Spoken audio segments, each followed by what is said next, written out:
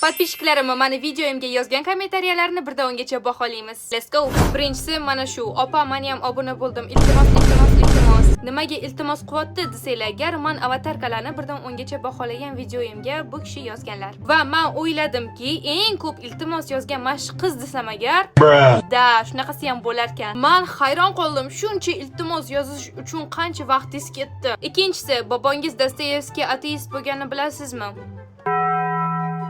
Rostdan. Men o'sha yerda uni asarlari va dunyoqarashlariga qarab, uni bobom deganman. Lekin ko'rib turibsizki, orqamda ham Alisher Navoiyning rasmi turibdi. Men umuman xiyonat qilmayman. Xullas, mana shu rasmdagi ayolga o'xshaydigan ustozinglar bormi deb video chiqazdim va hozir bitta ustozi o'quvchisiga qarshi qilib qo'yamiz. Malika ismli matematika ustozi sizni Saida Hamrayeva degan o'quvchingiz mana shunga o'xshatibdi. Agar siz ham kommentariyasi chiqishini xohlasangiz, agar menga obuna bo'lib qo'ying va qiziq komment yozing.